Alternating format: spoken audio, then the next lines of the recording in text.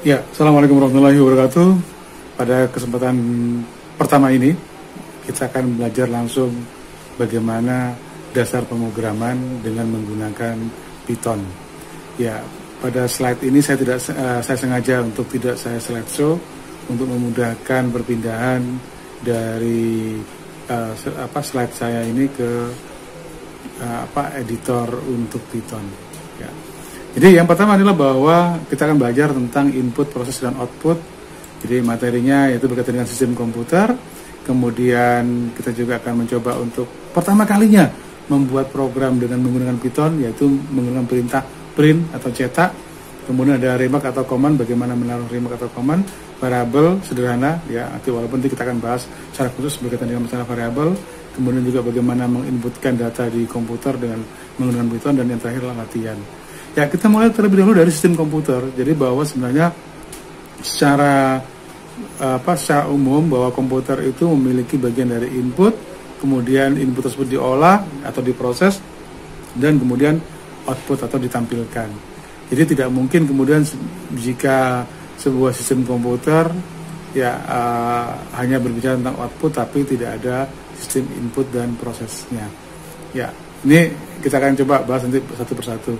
Ya, saya mulai terlebih dahulu dari perintah print terlebih dahulu. Ini adalah perintah yang sifatnya umum, ya berkaitan dengan masalah bagaimana menampilkan data di komputer. Baik, kita akan mulai dengan menggunakan PyCharm. Ya, oke, saya akan coba mulai dari. Jadi kalau Anda sudah menginstal Python, kemudian Anda sudah menginstal juga PyCharm, maka Anda tinggal create new project seperti ini. Ya, silakan dicari Anda mau buat ini di mana. Kebetulan saya sudah membuat folder khusus untuk latihan ini, yaitu di PyTraining ini. Jadi kita akan menggunakan PyTraining, folder PyTraining untuk menyimpan semua file-file latihan. Kemudian kalau Anda menggunakan PyCharm di sini new project, maka kemudian ada virtual environment sendiri yang sudah ditentukan, ya location-nya, ya termasuk juga nanti dia akan menyimpan juga virtual environment-nya. Kemudian base interpreter-nya saya menggunakan Python 3.7. Ya, jadi kalau Anda sudah menginstal Python, maka tinggal dicari di mana tempat posisinya, ya. Kalau sudah, tinggal di-create aja seperti ini. Maka akan muncul tampilan dari PyCharm, ya, yang akan memudahkan Anda untuk bisa belajar dasar pemrograman, ya, khususnya menggunakan Python. Ya. Oke, sambil ditunggu, ya. Oke, nah mengapa kemudian Anda menggunakan semacam editor khusus? Bisa saja Anda menggunakan Notepad atau Notepad Plus, tapi pada prinsipnya adalah ketika Anda menggunakan sebuah editor khusus, maka editor tersebut akan sangat membantu Anda untuk bisa mengetikkan baris-baris perintah atau coding, ya. Oke. Mungkin di sebagian kita menggunakan PIP juga, ya. Oke, take time juga. Oke. Baik. Oke, kita mulai dari membuat sebuah. Ini kalau ini sudah siap, berarti Anda sudah tinggal membuat sebuah file baru, ya, file baru. Jadi kalau misalnya saya punya sebuah eksternal, maka file new. Nah, di sini ada Python file. Anda tinggal klik Python file.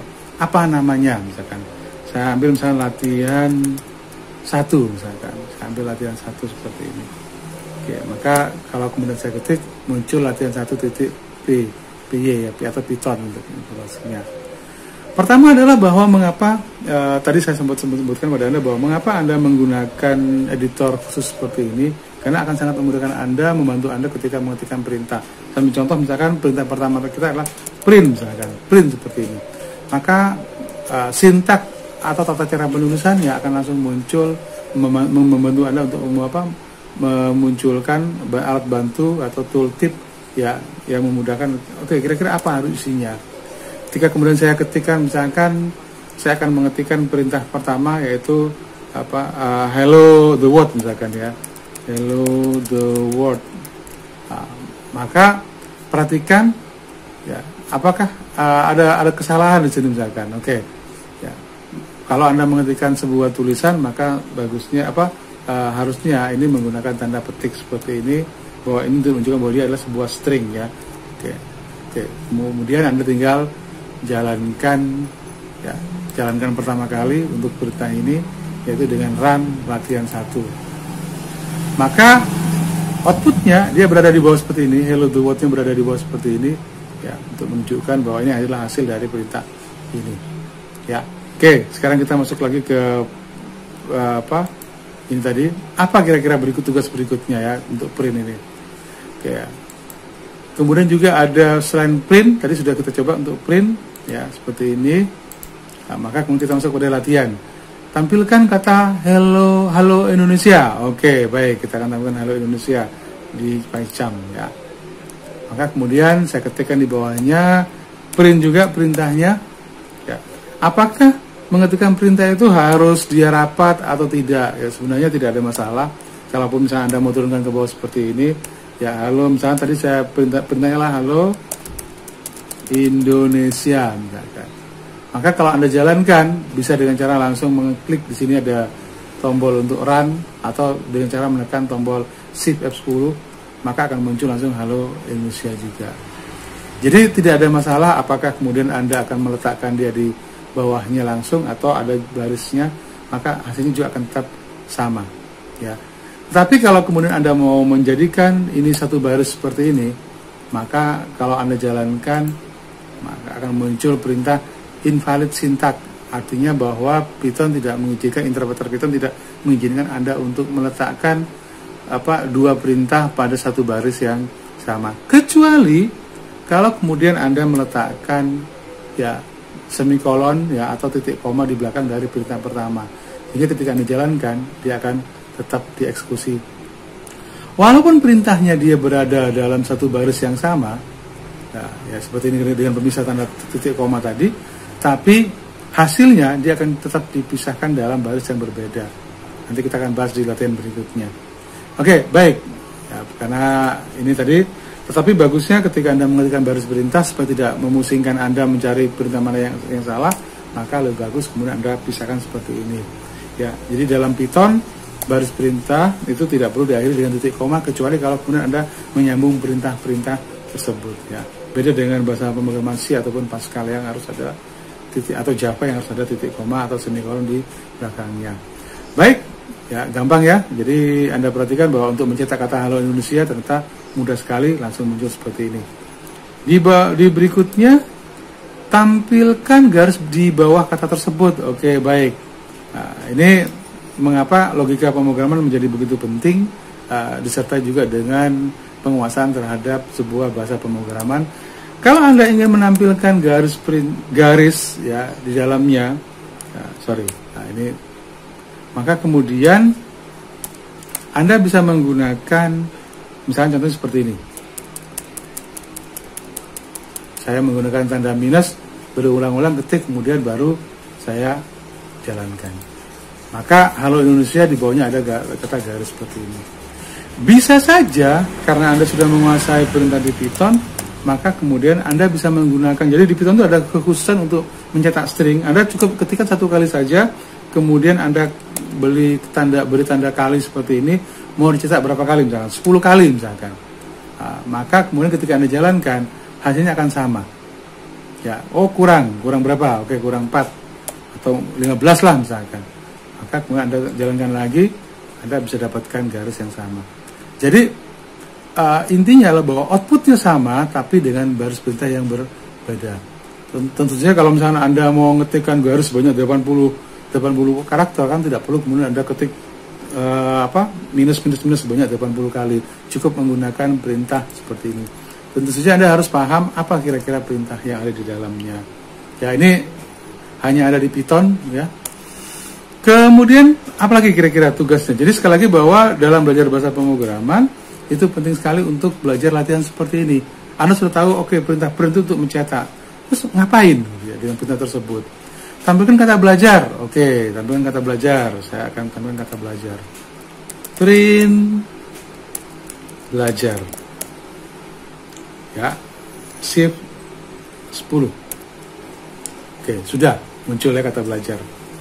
Kemudian apa lagi? tampilkan kata Python yang bersambung dengan kata sebelumnya. Artinya Anda mencetak kata Python, ya, tetapi harusnya, jadi kalau misalnya dia print, ya, kata Python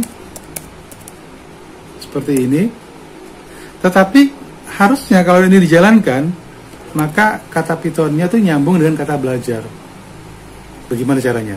Karena default Python itu adalah ketika Anda menggunakan kata print, dia akan otomatis pindah baris. Maka Anda bisa menggunakan, ya, perintah lain di Python, yaitu dengan menggunakan perintah n misalkan. Seperti ini. Saya kasih spasi di belakangnya. Sehingga ketika Anda jalankan, ya, maka kata Python secara otomatis dia akan langsung berada di belakang dari kata belajar. Jadi perintah n ini untuk memerintahkan kepada komputer cetak kata berikutnya tapi nyambung di belakangnya. Mengapa kemudian pada n sama dengan spasi kosong seperti ini? Ini kalau Anda berikan tanda minus di belakangnya, maka yang muncul bukan spasi kosong, tapi yang muncul adalah tanda minus seperti ini. Ya, jadi sorry. Nah, ini minus seperti ini. Ya, tapi kalau Anda mau menampilkan kata pagar misalkan, ya, yang muncul juga ya kata pagar. Nah, ya, jadi itu latihannya sudah terpecahkan, ya, bagaimana cara menyambung kata atau tulisan di Python. Baik. Kemudian latihan berikutnya adalah, nah ini, Anda menampilkan perintah baris. Tampilkan 3 baris kata sebagai berikut: Indonesia Jaya selalu, tetapi hanya dengan menggunakan satu perintah print, ya. Maka kalau kemudian kita jalankan print, ya, dalam tanda petik Indonesia Jaya selalu. Ada 3 kata di sini, yaitu Indonesia Jaya dan selalu. Kalau ini dijalankan, maka Indonesia Jaya selalu itu nyambung jadi satu. Padahal tugasnya adalah membuat 3 kata ini dia turun ke bawah. Maka Anda bisa menggunakan tanda backslash n seperti ini. Perhatikan ketika saya ketik backslash n seperti ini, maka warnanya berbeda. Itu berarti bahwa editor mengenalinya sebagai sebuah keyword, ya, sebagai sebuah keyword. Oke. Saya sudah tambahkan backslash n seperti ini. Nah, maka Indonesia Jaya selalu itu terpisah karena saya memasukkan backslash n seperti ini. Kalau saya tambahkan lagi di sini, maka Indonesia Jaya selalu itu akan ada jarak. Nah, ini ada jarak. Indonesia Jaya selalu. Oke. Jadi kata kunci atau backslash n ini fungsinya adalah digunakan untuk pindah baris, ya, kalau Anda mencetak seperti ini. Oke, kita pecahkan. Berikutnya. Oke, baik. Ini perintahnya saya naikkan dulu untuk hasilnya. Tampilkan angka 1, 2, 3 sampai dengan 9 lengkap dengan tanda minus. Oke. Mungkin Anda berpikir, wah, gampang. Berarti ini caranya adalah dengan mengetikkan 1 minus 2 minus 3 minus 4 minus 5 minus 6 minus 7 minus 8 minus 9 minus 9, gini ya. Ya, emang nggak salah juga sih kalau kemudian Anda menampilkan 1, 2, 3 seperti ini di dalam bentuk minus. Ya. Oke, betul kan hasilnya kan? Sesuai dengan apa yang diinginkan oleh soal tadi. Tetapi ada cara lain ketika kemudian Anda menggunakan perintah print 1, 2, 3, 4, 5, 6 sampai dengan 9 tadi. Kemudian saya tambahkan lagi dengan sep, perintah sep. Nah, ini ada sep sama dengan, kemudian saya berikan tanda minus di belakangnya. Maka kita coba. Hasilnya sama. Jadi di dalam perintah print ada perintah n sama dengan dan perintah sep sama dengan yang dapat digunakan untuk mencetak. Nah, jadi kalau Anda punya deret misalnya seperti ini 1, 2, 3 dan seterusnya, kemudian Anda atau mungkin juga berupa string, ya, kumpulan kata, ya, maka perintah sep itu bisa digunakan untuk sisip, ya. Oke. Di sini bisa saja Anda ganti. Jadi Anda nggak perlu ganti satu-satu. Misalkan kalau ini mau diganti dengan simbol lain misalkan, yaitu misalkan simbolnya adalah simbol seperti ini, maka ketika Anda jalankan dia juga akan berubah seperti ini. Ya, oke, itu keunikan dari Python ya. Jadi dengan menggunakan banyak hal di sini Anda bisa mencetak ya hasil atau print dari luaran dengan model macam-macam. Oke, berikutnya soal yang berapa ini? Oke, soal yang ke-7. Tampilkan bentuk segitiga seperti ini. Gampang ya, segitiga seperti ini. Ya, caranya ya, Anda tinggal perintah print, kemudian Anda beri tanda kurung, otomatis kurungnya langsung double. Nah, maka Anda tinggal berikan garis bawah seperti ini. Oke. Ya, kemudian print lagi. Anda mau ngapain? Oke, tanda petik juga. Kemudian Anda beri tanda seperti ini. Karena tadi adalah garis miring, segitiganya semakin menurun, maka ada garis miring seperti ini. Ya, kebanyakan ya. Oke. Maka tinggal Anda copy saja. Ya, copy paste, kurangi 1. Ya. Copy paste lagi, kurangi 2 spasinya. Copy paste lagi, kurangi 3. Oke, yang penting adalah bahwa sekarang sudah hampir berbentuk seperti sebuah segitiga. Oke. Ya, kita lihat. Jadi ini adalah permainan karakter. Ya, tapi hati-hati soal jebakan. Soal jebakan. Ya, jadi latihan belajar bahasa pemrograman itu sebenarnya bukan hanya menghafal perintah-perintahnya, tapi juga Anda bisa bermain dengan berbagai macam soal atau kasus yang memudahkan Anda untuk bisa ya berlatih bagaimana memecahkan sebuah masalah. Ya, jadi contohnya seperti ini. Ya, oke, hampir menutup, kurang satu lagi. Oke, apakah sudah menutup segitiganya? Oke, kita jalankan segitiganya. Sekarang kita sudah punya sebuah segitiga dari permainan ya karakter, cetak karakter atau print seperti ini. Belajar pemrograman gampang kan ya? Ya, tapi yang paling penting adalah satu perintah print seperti ini, tapi Anda bisa olah menjadi berbagai macam bentuk. Nanti kita akan bahas lagi di berikutnya. Oke. Nah, soal berikutnya print juga, yaitu print. Nah ini, tapi segitiganya sekarang segitiga sama sisi, ya segitiga sama sisi, ujungnya di atas. Wah, Anda mungkin mikir gampang gitu ya. Oke, kita coba ya dengan cara berpikir Anda. Ya, kalau begitu kemudian saya akan tambahkan lagi print juga di sini.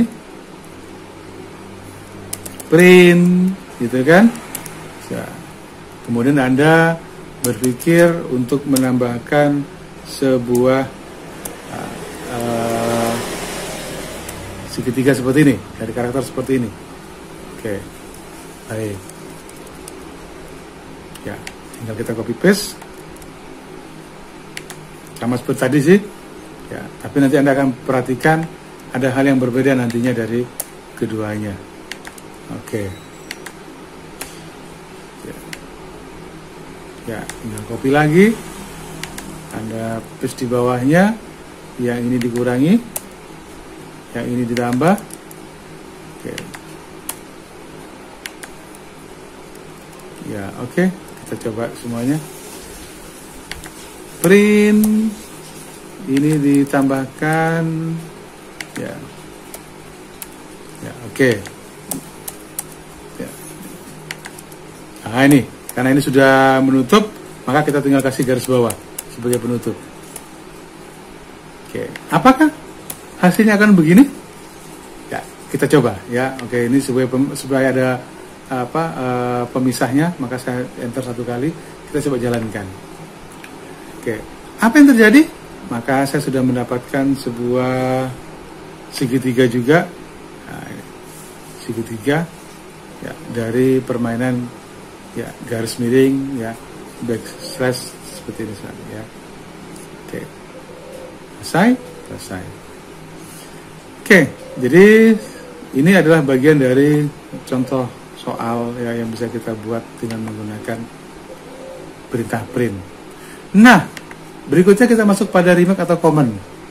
Jadi kalau kita perhatikan tadi, kita sebenarnya bisa memberikan komentar di perintah di program kita, dan dia tidak akan dieksekusi, ya tidak akan dieksekusi. Juga ada perintah teks. Nah, bagaimana memberikan komentar yang dia tidak akan dijalankan? Contohnya seperti ini. Misalkan bahwa ini tadi ada program seperti ini, Hello the World misalkan. Saya hanya akan misalnya saya akan mencetak segitiga di bawahnya. Maka kemudian saya berikan tanda petik seperti ini. Ini adalah ya segitiga. Ya, segitiga. Ya, segitiga siku. Ini maka di bagian ini juga bisa juga Anda tambahkan juga misalkan. Jadi tanda pagar atau crash seperti ini ya itu digunakan sebagai remark bahwa tulisan yang berada di belakangnya itu bukan perintah tapi hanya komen atau keterangan ya atau remark. Ini adalah segitiga sama sisi. Nah, ya. Jadi kalau ini dijalankan tidak ada muncul tulisan ini adalah segitiga sama sisi, ini adalah segitiga dan seterusnya. Oke. Demikian juga dalam belajar bahasa pemrograman atau ketika Anda mengetikkan program, terkadang bahwa ada beberapa perintah yang mungkin Anda tidak akan jalankan terlebih dahulu. Misalnya seperti ini, print ini tidak saya akan tampilkan, maka saya bisa tambahkan remark di depannya. Ya. Maka kalau ini dijalankan, ya Hello the World-nya dia tidak akan muncul. Tidak ada muncul Hello the World, langsung Hello Indonesia. Kalau ini saya berikan tanda remark juga seperti ini pada garis, maka kalau ini saya jalankan pun sama hasilnya ya. Maka yang muncul adalah Halo Indonesia, kemudian hanya garis satu aja yang muncul ya dan seterusnya. Tetapi kalau kemudian munculnya banyak, jadi misalkan bagaimana kalau kemudian saya ingin menonaktifkan instruksi dalam beberapa baris, kan tidak mungkin kemudian Anda mau ya mungkin juga sih Anda mau menambahkan tanda remark di depan dari perintah tersebut, tetapi mungkin take time ya. Maka cara paling gampang adalah kemudian kalau misalnya saya tidak ingin menampilkan print ini, di bawahnya saya hanya ingin menampilkan print halo saja beserta garis ini saja ya, contohnya seperti ini, maka Anda bisa menggunakan tanda petik 3 seperti ini ya, 1, 2, 3 ya. Kemudian diakhiri juga dengan tanda petik 3. Nah, jadi yang diapit oleh tanda petik ya double quote ya 3 double quote seperti ini, maka dia tidak akan dijalankan. Coba kita jalankan. Nah, perhatikan baris perintah yang dijalankan itu adalah hanya Halo Indonesia, kemudian garis bawah yang pakai kali 15 ini, kemudian segi 3. Baik, kalau begitu saya akan nonaktifkan yang segitiga. Maka kalau semua nonaktifkan, Anda bisa geser perintah ini di bagian paling belakang sendiri. Otomatis ya baris instruksi atau tulisan yang dia diapit oleh tanda petik seperti ini, dia tidak akan dinonaktifkan untuk dijalankan. Maka kalau ini saya jalankan sekarang, yang muncul adalah hanya Halo Indonesia. Ya, jadi remark atau komentar ya itu bisa menggunakan tanda sub seperti ini atau crash, atau bisa juga menggunakan tanda double quote ya, triple double quote ya pada baris perintah yang tidak ingin dijalankan. Oke, itu prinsipnya seperti itu ya. Missing closing. Oke. Ya, baik. Kalau sudah kita coba masuk ke latihan berikutnya.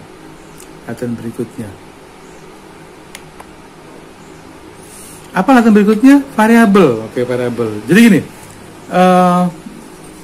kita coba buka baru ya, karena ini berkaitan dengan variabel, kita coba buka baru. Ini biarkan aja yang ini. Ya, masuk lagi ke file, new, Python, ya, file new Python. Kemudian Anda ketikkan latihan 2. Oke, kosong ya. Pada bagian ini saya akan coba untuk menggunakan beberapa variabel. Contoh misalkan ya, variabel itu apa sih? Variabel itu sebenarnya adalah tempat untuk menampung data. Contohnya misalkan saya punya data misalkan adalah angka 1. Ya. Angka 1. Saya ketik sama dengan 10 misalkan. Kemudian angka 2 sama dengan misalkan 3,5. Maka saya bisa menggunakan perintah print di sini seperti tadi. Maka Anda bisa ketik ya, angka 1 sama dengan ya koma angka. Otomatis dia editor akan menunjukkan Anda mau nyetak yang mana. Oke, angka 1. Kalau ini saya jalankan, maka ya, sorry. Anda harus pindah dulu ke latihan 2 dengan cara klik kanan run latihan gitu ya. Oke. Maka muncul tulisan angka 1 sama dengan adalah isi dari variabel angka ini. 10 tadi ya. Print juga sama juga begitu ya. Angka 2 ya, angka 2 sama dengan ini. Sama seperti tadi juga dipisahkan. Jadi kalau yang ini adalah tulisan atau string ya, kemudian untuk memisahkan dicetak dengan variabel angka 1 angka 2 itu adalah variabel, maka Anda menggunakan ya pemisah koma seperti ini. Kalau ini dijalankan, maka angka 1 muncul 10, angka 2 muncul 3,5. Ya. Atau bisa juga Anda ingin mencetak isi variabelnya langsung jadi 1. Ya, maka Anda bisa menggunakan contohnya seperti ini. Ya. Jadi ada banyak cara. Ya, angka 1 sama dengan kemudian Anda beri koma langsung muncul angka 1. Ya, koma lagi kasih string seperti ini. Ya, angka 2 ya sama dengan ya, karena ini string maka Anda bisa gunakan seperti ini angka 2. Oke. Maka kalau ini dijalankan angka 1 10, angka 2 3,5, sedangkan pada perintah baris yang ketiga angka 1 10, angka 2. Kenapa? Karena dia nyambung jadi 1. Anda kata Anda ingin memisahkan ya, dia turun ke bawah, maka Anda bisa memberikan tanda seperti ini ya, sehingga ketika seperti tadi ya awal yaitu backslash n ya slash n, nah, maka kemudian angka 1 2 itu akan dipisahkan ya. Jadi perintah yang ketiga ya, print yang ketiga itu karena tadi menggunakan ya backslash n seperti ini, maka munculnya dia di angka 2 nya dia di bawahnya. Oke. Lain lagi? Ada lagi kira-kira cara yang lain? Ada lagi ya. Anda bisa menggunakan misalkan seperti ini.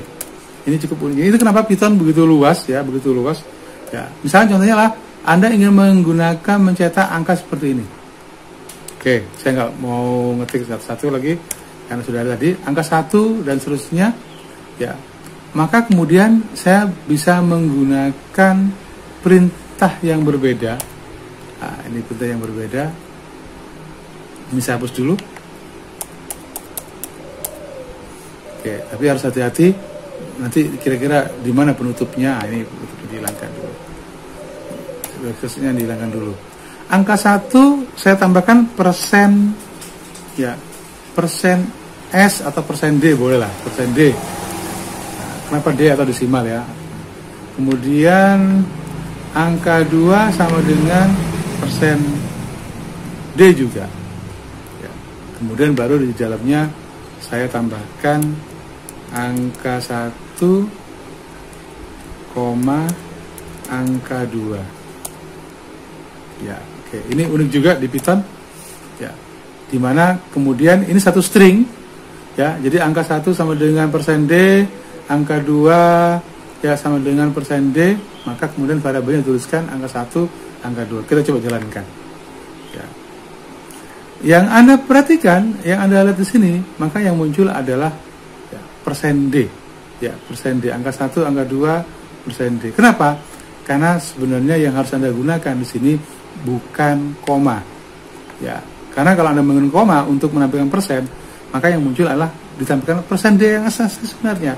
Harusnya ini menggunakan tanda persen untuk menunjukkan substitusi bahwa persen D yang pertama adalah angka 1, ya, persen D yang kedua itu angka 2. Oke, sekarang kita coba jalankan. Nah, maka Anda akan dapatkan angka 1, 10, angka 2. Ya, sama seperti tadi, kalau Anda ingin turun ke bawah, tinggal kasih backslash n seperti ini, maka kalau dijalankan, dia akan turun ke bawah seperti ini. Angka 1. Hanya perhatikan baik-baik, mengapa yang tampil pada bagian persentase, yang tampil pada bagian ini, justru kemudian yang muncul adalah dalam bentuk 3, bukan 3,5, padahal angka dari angka 2 itu adalah 3,5. Karena di sini menggunakan desimal. Oke. Kalau begitu bagaimana kalau misalnya saya ingin menampilkan dalam bentuk pecahan? Maka ini Anda harus menggunakan perintah, ya, persennya adalah persen F. Coba kita jalankan. Nah, maka dia menggunakan desimal dengan pecahan 3,50000 di belakangnya. Ya, tapi kalau Anda ingin menampilkan persis atau string, maka Anda bisa menggunakan perintah persen S. Jadi persen D, persen F untuk float, ya, atau persen S itu untuk string, ya. Jalankan, maka otomatis dia angka 2, ya, muncul dalam bentuk 3,5 persis. Ya, itu adalah beberapa cara mencetak variabel dengan menggunakan perintah print, ya. Jadi perintah print itu begitu luas, ya. Anda bisa mengenal langsung angka seperti ini, menggunakan langsung model cetak, ya, dan seterusnya. Oke. Baik. Apalagi kira-kira berikutnya? Ya, kita lihat. Ya. Kemudian variabel tadi, penamaan variabel, ya. Tadi angka, nama. Nah, penamaan variabel nanti saya coba secara singkat aja. Jadi penamaan variabel pada prinsipnya adalah sederhana. Jadi kalau tadi ada angka, bisa juga nama variabel itu menggunakan misalkan nama seperti ini. Misalkan nama adalah Iron, misalkan seperti ini. Maka kalau kemudian saya cetak print langsung, ya, nama, nah, maka yang muncul adalah langsung seperti ini, Iron. Ya. Oke. Atau kalau mau Anda kali seperti tadi 3 kali, munculnya 3 kali, oke, print. Maka koiron. Ya, oke, itu kira-kira begitu, ya. Oke. Atau koiron, nah, nama sama dengan, ya, nama plus saya ingin berikan spasi. Maka kalau saya jalankan koiron. Kenapa? Karena pada perintah yang berikutnya, maka ini diberi tanda spasi di belakangnya, ya, sehingga dia ketika dicetak 3 kali dia akan ada jarak, kira-kira begitu. Baik, apalagi?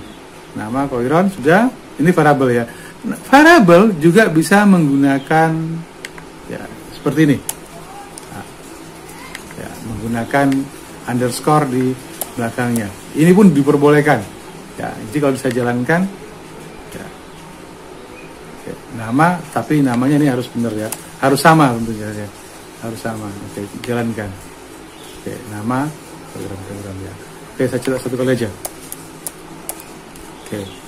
Kemudian variabel juga bisa kombinasi antar angka tadi. Nah, seperti tadi ini, angka. Oke. Sudah ini tadi. Yang ini coba saya remark dulu. Yang ini saya remark. Ini saya remark, enggak saya tampilkan, tidak saya tampilkan. Kemudian ini pun sama, tidak saya tampilkan. Saya hanya akan menjalankan satu aja yang tentang yang ini. Maka kalau ini dijalankan, ya, jadi angka 1 sampai tadi. Bisa juga kemudian Anda menggunakan underscore di tengah seperti ini. Jadi underscore itu bisa di tengah, di belakang, di depan, ya, atau di belakang. Ini saya jalankan juga. Perhatikan, nggak ketemu angka 1. Kenapa? Karena variabelnya namanya beda. Di sini angka underscore 1, yang ini tidak ada. Maka ini diperbaiki dulu. Ini sama juga. Ya, ada error. Nah, ini baru betul, ya. Ya. Atau Anda ingin tambahkan di belakangnya juga, sama juga, boleh juga, ya, tapi tetap sekali lagi harus sama nama variabelnya. Yang tidak boleh kalau untuk penamaan variabel itu adalah kalau Anda menggunakan angka di depannya, misalkan 2 anak cukup, misalkan. Maka kalau ini dijalankan, ya, seperti ini, jalankan, maka sintak error. 2 anak cukup atau invalid sintak. Kenapa? Karena tidak boleh menggunakan nama variabel dengan menggunakan angka di depannya. Ya, oke. Kalau menggunakan simbol, misalkan dolar di depannya, oke, kita lihat juga nggak boleh. Ya, yang boleh untuk simbol adalah hanya underscore seperti ini. Kalau minus, ya, jadi Anda bisa coba-coba kira-kira. Oh, nggak boleh juga, ya. Jadi itu kira-kira, ya. Jadi yang boleh itu hanya ini. Kalau Anda ingin menampilkan nama variabel, ya, atau ini seperti ini, 2 anak cukup, Anda misalnya seperti ini, ya, ini boleh ini boleh, ya. Oke, itu penamaan untuk variabel, ya, dan seterusnya. Kemudian apalagi kira-kira berikutnya? Nah, ini contoh angka, nama, tanggal lahir, ya, dan seterusnya. Oke, definisikan tanpa tipe data, ya, bisa misalnya kata hello Python, ya. Jadi Python itu tidak memiliki, ya, aturan yang sama seperti di Pascal atau di bahasa pemrograman, misalnya bahwa variabel harus didefinisikan di awal, di atas, tidak. Di mana saja, ya, Anda bisa mendefinisikan variabel. Bahkan cukup unik bahwa satu variabel ini, contohnya misalnya adalah saya punya nama variabel anak cukup, ya, anak cukup misalnya 2. Maka ini kalau Anda perhatikan kan adalah bilangan. Ini kalau misalnya Anda perhatikan, ini definisi variabelnya adalah berupa bilangan, ya, bulat. Oke, kita coba print, ya, anak cukup. Bisa saja kemudian anak cukup tadi saya set lagi menjadi variabel yang berisi string atau tulisan, ya, 2 anak cukup, misalkan seperti ini. Maka kemudian kalau Anda print, dia nggak ada masalah, ya, anak cukup. Kita coba jalankan, ya, oke. Yang baris perintah pertama itu menampilkan angka 2 karena variabel anak cukup itu berisi angka 2. Tapi pada bagian yang kedua, anak cukup itu, jadi dia tidak begitu strike untuk Python bahwa ini harus berisi. Jadi satu variabel itu bisa diset apakah dia merupakan tipe data, dikatakan bahasa rakus untuk tipe data integer ataupun pecahan, ya, ataupun string. Ya, itu mengapa kemudian Python begitu mudah untuk digunakan atau dipelajari, karena tidak merepotkan programmer, ya. Beda dengan beberapa bahasa pemrograman yang lain yang begitu strike untuk masalah. Oh ya, oke. Satu lagi, ketika Anda sudah memiliki sebuah variabel, misalnya anak cukup, maka variabel tersebut sebenarnya bisa di del, ya, anak cukup. Kita coba. Ketika kemudian variabel anak cukup sudah di del dan Anda akan panggil kembali dengan menggunakan perintah print anak cukup, maka yang muncul berikutnya adalah pesan error, ya. Kita lihat di sini. Nah, ini tampil memang, tapi kemudian Anda perhatikan di sini ada name error, nama anak cukup is not defined. Kenapa? Karena pada perintah del tersebut variabel anak cukup itu sudah dihapus. Ya, padahal di baris perintah berikutnya variabel anak cukup itu dipanggil kembali. Ya, ini problemnya, ya. Oke. Selesai yang bagian ini. Apalagi kira-kira berikutnya latihannya? Ya, kata hello Python, oke, usia, ya, bisa dihapus dengan menggunakan del tadi. Saya kira sudah. Ya. Kemudian input. Nah, selain variabel ada input. Ya. Ya, baik, kita masuk pada materi input. Ya, jadi seperti yang tadi sudah saya sampaikan di awal, bahwa sistem komputer itu ada input, proses, dan output. Ya. Maksudnya pada perintah input ini adalah bicara tentang bagaimana memasukkan data melalui keyboard, ya, ke dalam sistem komputer. Oke, kita mulai membuka file baru lagi, file new, ya, kemudian Python.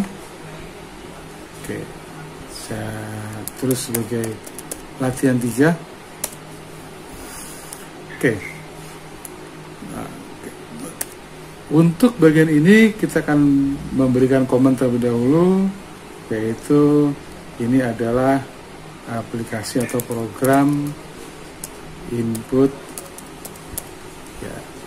di Python. Oke. Perintah input di Python yaitu dimulai dengan menggunakan perintah. Jadi ada variabel penampung, misalkan ini adalah data, ya, kemudian sama dengan input. Ya. Cukup seperti ini aja. Ya.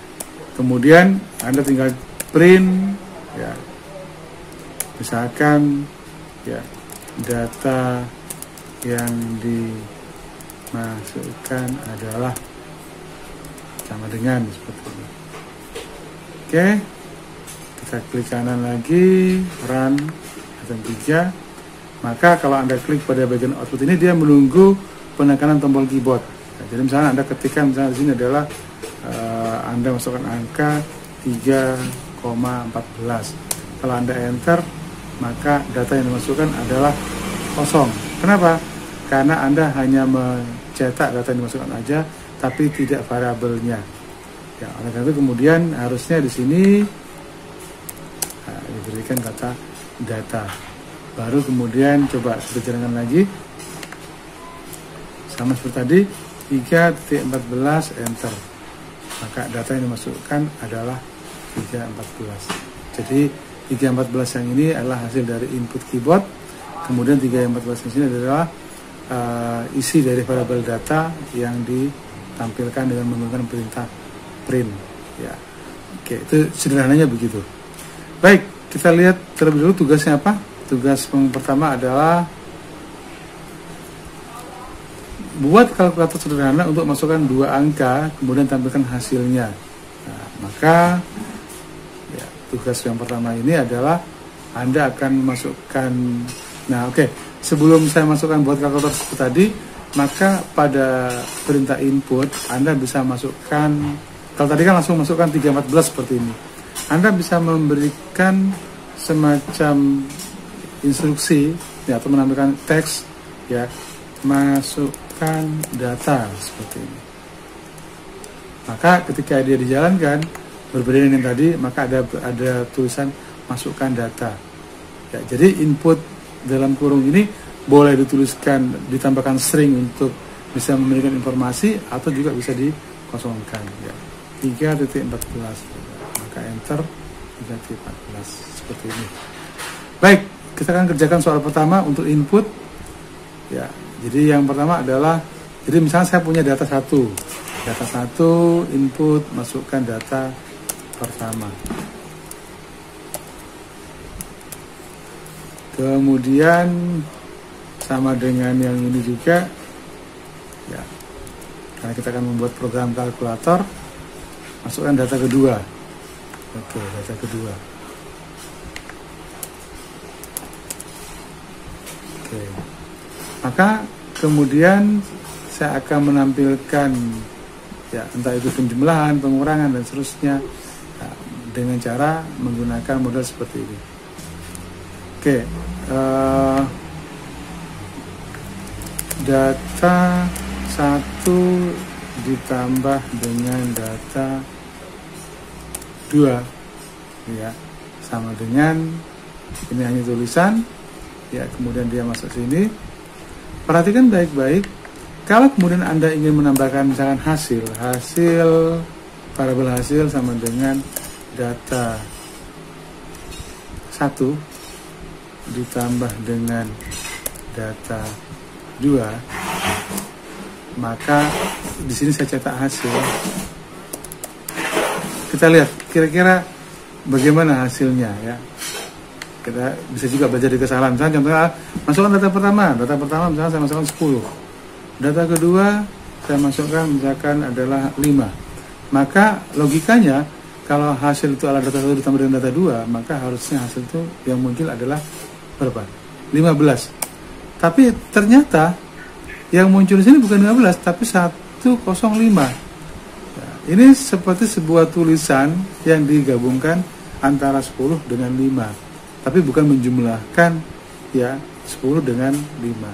Apa yang salah dari hal seperti ini? Jadi Anda perlu perhatikan bahwa hasil dari input itu sebenarnya berupa string atau berupa tulisan, sehingga Anda perlu ubah terlebih dahulu supaya mereka menjadi berupa angka. Maka Anda bisa tambahkan di depannya, yaitu berupa case seperti ini, in, ya, dalam kurung. Kalau Anda tambahkan perintah in seperti ini di depannya, maka dia akan ya diubah menjadi angka. Sekarang kita coba jalankan lagi. Oke, masukkan angka pertama, oke, 10. Angka kedua 5. Maka kalau Anda enter, hasilnya benar. Data 1 ditambah dengan data 2, hasilnya 15. Betul. Ya, tapi kalau Anda tidak menggunakan perintah in, ya, maka hasilnya dia juga akan menjadi salah. Baik, selain in, ya, ini berarti mengubah dari bentuk string. Jadi sekali lagi ingat bahwa hasil dari input, ya, itu berupa string atau berupa tulisan, dianggap sebagai tulisan. Ya, bagaimana kalau kemudian yang Anda masukkan itu berupa pecahan, 10,5 ditambah, nah ini perhatikan. Ketika Anda masukkan 10,5, maka yang terjadi adalah invalid literal for integer. Kenapa? Karena yang kita masukkan, nanti kita akan bahas tentang bagaimana menangkap kesalahan, ya, atau try catch. Oke. Maka kalau Anda ingin pecahan, maka ini harusnya dirubah menjadi bentuk pecahan, yaitu float. Ya, jadi kalau misalkan inputannya nanti berupa pecahan, maka Anda tidak menggunakan perintah in, tapi menggunakan perintah float. Oke, kita jalankan lagi. Oke, bilangan pertama 10,5. Benar kan? Bilangan kedua misalnya 3,16. Maka kalau di enter, dia akan menghasilkan berupa pecahan. Ya, itu inputan. Baik, anggap saja bahwa semuanya adalah berupa integer, maka saya ubah lagi menjadi bentuk in seperti ini. Ya, ini floatnya juga saya ganti menjadi bentuk in. Ya. Oke, kemudian saya tidak menggunakan variabel hasil karena nanti penjumlahannya akan langsung ditampilkan, ya, di sini. Ya, baik. Tugas pertama kita adalah membuat penjumlahan, pengurangan, pembagian atau kalkulator sederhana untuk inputan dua bilangan ini, ya. Oke, maka ini saya rubah menjadi data 1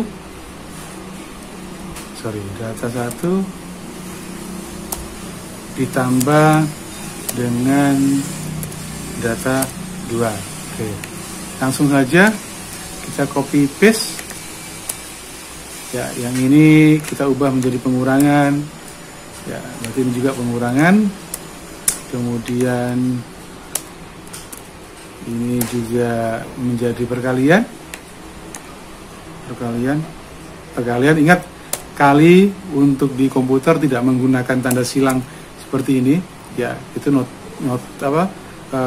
untuk penulisan di matematika tulis, ya. Tapi kalau di komputer menggunakan asterik seperti ini. Ya, ini pun sama juga menggunakan asterik. Kemudian pembagian. Oke, pembagian juga tidak menggunakan T2 seperti ini, tapi menggunakan, ya, slash seperti ini, ya, slash.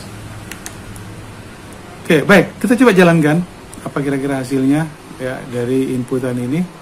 Dan sekali lagi bahwa tadi kita menjalankan latihan 3, ya, ini sudah latihan 3. Oke, masukkan data pertama. Oke, angka pertama saya masukkan misalkan 10, angka kedua misalkan 6. Maka kemudian kita bisa perhatikan, bisa lihat, ya, untuk data 1, data 2, ya, ini 16, betul kah? 10 tambah 6, data 1 ini 4, pengurangannya, kemudian perkaliannya 60, kemudian pembagiannya adalah 1,9. Ya. Baik, kita coba lagi, ya, yaitu berupa sisa pembagian. Ya, sisa pembagian, kira-kira apakah hasilnya, atau istilahnya disebut sebagai modulus, ya.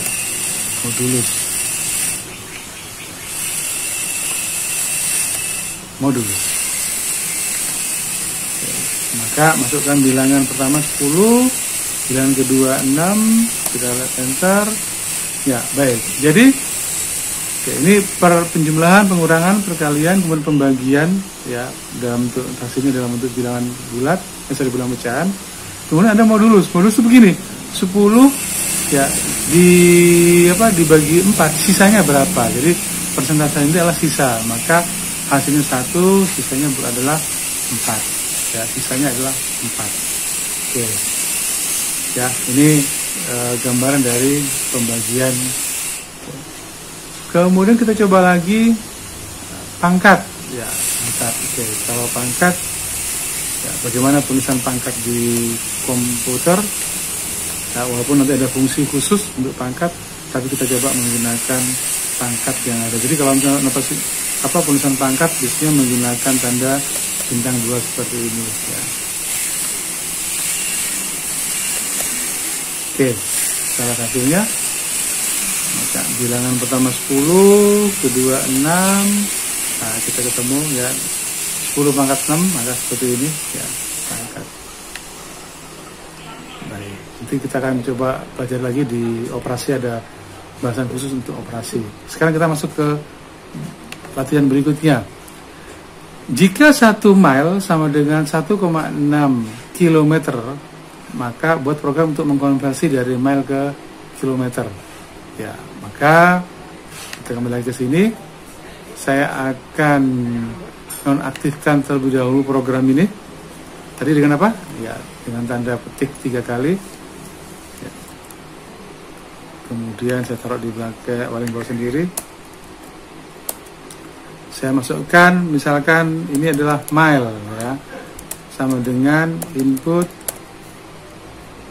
dalam kurung masukkan ya jarak dalam mile ya. Oke.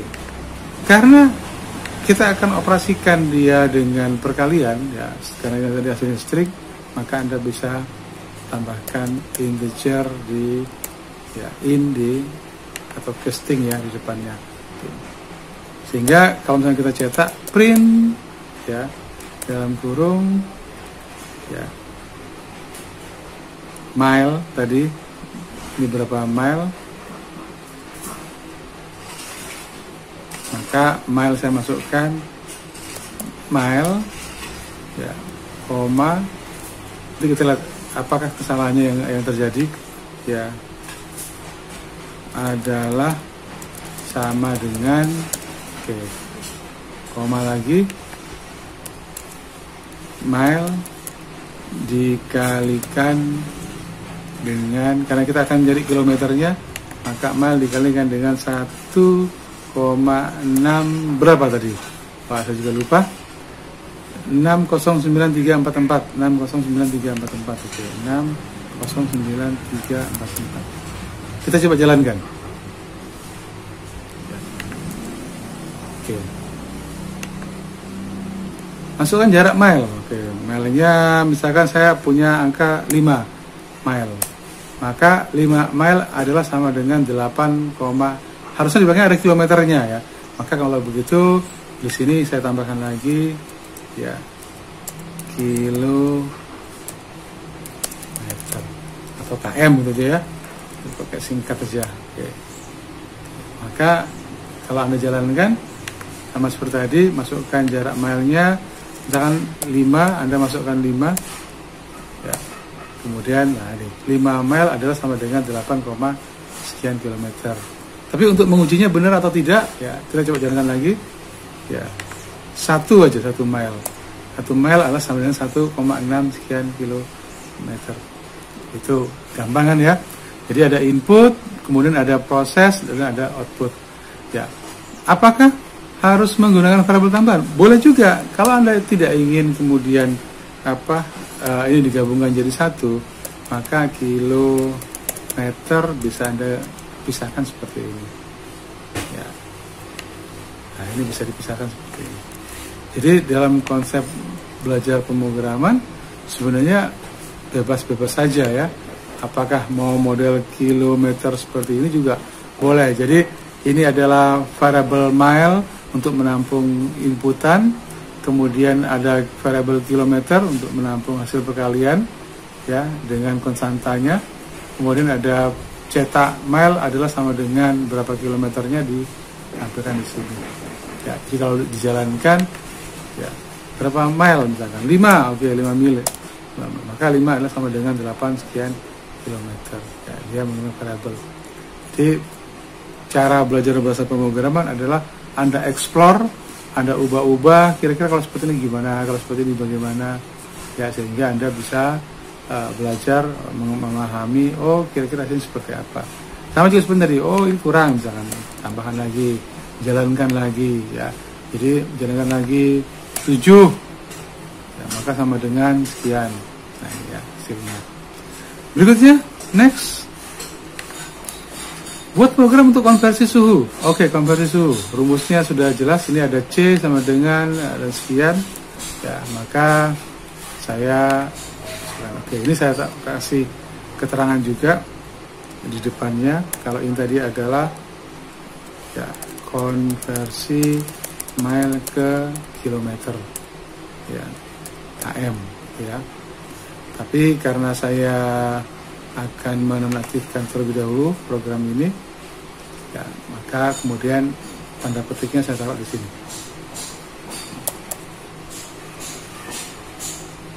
Yang ini saya hilangkan. Sehingga sekarang yang konversi banyak nonaktif. Karena saya akan buat program, ya, program konversi suhu. Prinsipnya sama dengan yang tadi, ya. Jadi ada inputan, Anda akan mengkonversi dari Fahrenheit ke Celsius, ya. Maka kemudian pasti Anda butuh variabel Fahrenheit terlebih dahulu. Oke, input Anda boleh menggunakan integer juga seperti tadi. Input, ya, oke. Masukkan suhu, ya, ini dalam F. Kemudian Anda beri sama dengan seperti ini. Oke, ya. Kemudian apakah Anda mau menggunakan variabel khusus Celsius misalkan, ya, atau Celsius, ya, oke, Celsius. Fahrenheit-nya Fahrenheit. Jadi Fahrenheit dikurangi 32 baru dikalikan dengan 5/9, ya. Oke. Baru kemudian print hasil, ya. Apa yang mau Anda cetak di sini misalkan. Maka kalau sama seperti tadi, Fahrenheit, ya, sama dengan, ya, seperti ini. Kalau mau langsung hasilnya, ya, koma Celsius hasilnya. Kita coba jalankan. Oke, apa yang terjadi? Apakah ada yang salah? Oke, kita lihat di sini. Jadi kesalahannya ternyata adalah pada, oke, kita lihat. Input kurung, nah, ini ya, input masukkan. Oke, Fahrenheit. Kemudian Celsius sama dengan Fahrenheit dikurangi 32 dikalikan dengan, ya, walaupun tidak perlu juga, ya, print Fahrenheit. Nah, ini komanya yang kurang, ya, nggak ada komanya. Harusnya pemisah antara string dengan variabel, ya, itu harus ada koma. Oke, kita coba jalankan lagi, ya. Jadi jangan takut error. Kalau error kita perbaiki. Itu prinsipnya, ya. Misalkan suhunya terdeteksi 50 derajat Fahrenheit, maka 50 derajat Fahrenheit itu sama dengan 10 derajat Celsius. Oke, ya. Jalankan lagi. 32 misalkan. 32 derajat Fahrenheit sama dengan 0 derajat Celsius, ya. Atau 100 derajat Fahrenheit sama dengan 3,37 derajat Celsius. Itu, ya. Ini kita sudah punya program untuk konversi. Ya, jadi ini ada komentar. Apalagi berikutnya kita lihat lagi, buat program untuk masukkan nama, tahun lahir, dan kota, tanggal, kemudian tambahkan. Jadi ada nama, tahun, kota, tinggal, ya. Kemudian muncul nanti, halo, nama Anda adalah, usia Anda sekarang adalah ini, gitu, ya. Oke, baik, ya.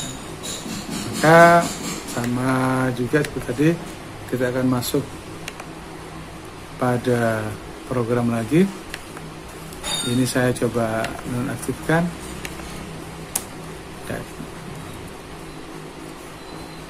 Ini saya masukkan.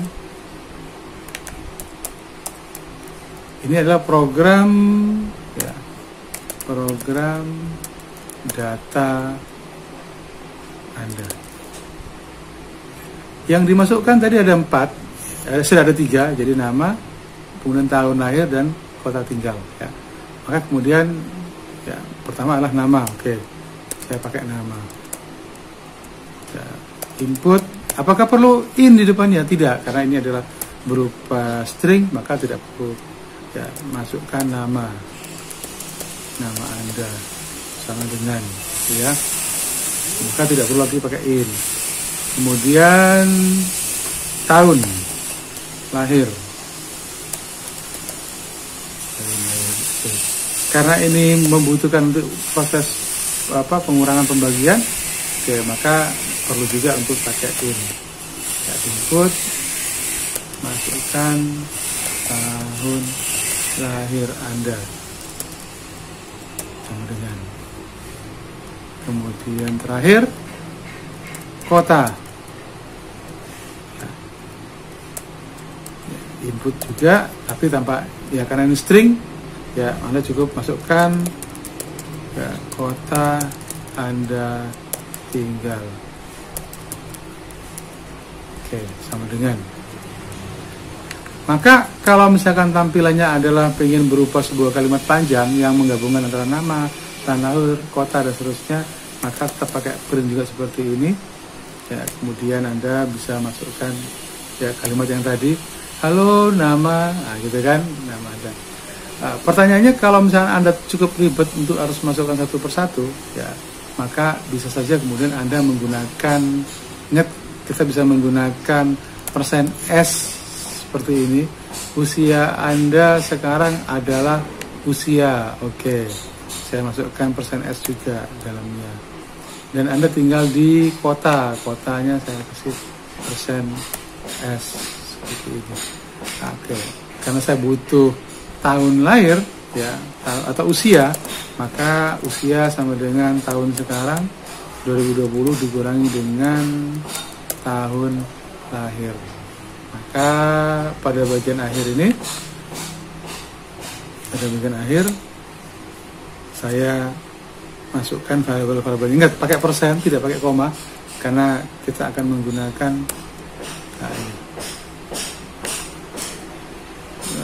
lahir dan seterusnya. Maka dikurung, ya. Apa yang Anda butuhkan di sini? Yang Anda butuhkan adalah variabel-variabelnya.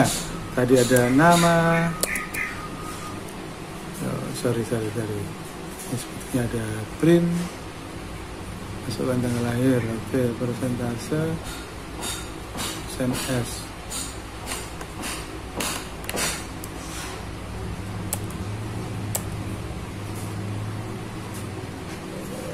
Ya, oke. Ini saya hilangkan dulu. Tanda petik, ini juga pakai tanda petik, ya, ini saya hilangkan, ya, tanda petik. Nah, ini baru muncul, ya, nama,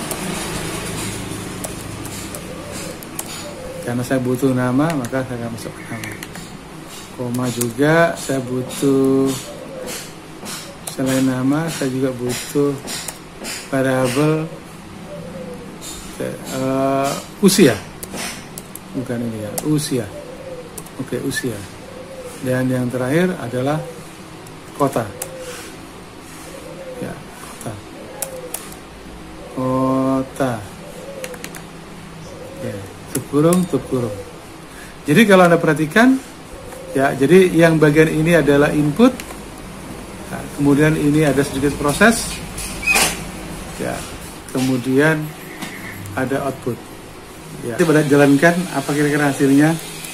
Ya, masukkan nama Anda. Oke, nama saya Koiron. Kemudian masukkan Anda tanggal lahir tahun berapa? 1973, ya. Cukup tua sekali. Kemudian kota Anda di mana? Sidoarjo. Oke. Kalau saya enter, maka langsung digabung. Halo Koiron, usia Anda sekarang adalah 47. 47. Anda tinggal di Sidoarjo. Ya, oke. Jadi ini contoh dari bagaimana input, proses, output ya. Jadi input, proses, output. Jangan lagi. Ya, nama Anda siapa sekarang misalkan? Oke, nama anak saya Audi namanya. Oke, kemudian usianya berapa? Saya lupa tahun berapa, tahun 1999 ya. Kemudian masukkan kota Anda tanggal lahir sama juga Sidoarjo. Oke, maka akan muncul tulisan halo Audi, usia Anda sekarang adalah 21 dan Anda tinggal di Sidoarjo. Itu program input sederhana ya. Apa lagi berikutnya? Ini baik. Sebenarnya prinsipnya sama, yaitu ada latihan 567 ini silakan dikerjakan sendiri. Jadi latihan ini Anda membuat program untuk menghitung keliling persegi dan luasnya. Jadi nanti inputnya adalah panjang dan lebar persegi. Kemudian prosesnya adalah menghitung keliling.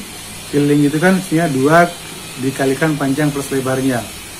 Kemudian proses yang kedua adalah luas, yaitu menghitung luas, itu panjang kali lebar. Kemudian outputnya adalah ya panjang dan keliling dan luas ya. Program yang berikutnya yang keenam yaitu buat program untuk menghitung panjang sisi miring pada segitiga dengan rumus Pitagoras. Masih ingat Pitagoras ya, C kuadrat sama dengan A kuadrat plus B kuadrat. Jadi Anda perhatikan di sini inputannya apa saja inputannya? Karena yang dicari itu adalah C, maka inputannya berarti A dan B. Ya, jadi cuma ada 2 aja variabelnya ya, A, B. Kemudian C, prosesnya dihitung dengan cara yaitu menghitung ya akar dari A kuadrat plus B kuadrat. Untuk akar, nah, oke, Anda bisa menggunakan pangkat setengah ya, pangkat. Jadi misalkan kalau untuk nyari C berarti C sama dengan ya dalam kurung A ya kali A plus B kali B dalam kurung lagi, terus kali 2 kali ya bintang-bintang, kemudian 0,5. Itu untuk mendapatkan C. Saya kira ini mudah juga.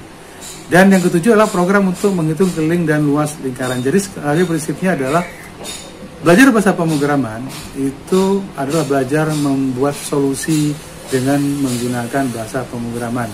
Bukan hanya belajar tentang statement, cara penulisan atau perintah-perintah yang ada dalam bahasa pemrograman tersebut, tapi bagaimana memanfaatkan bahasa pemrograman tersebut untuk memecahkan masalah.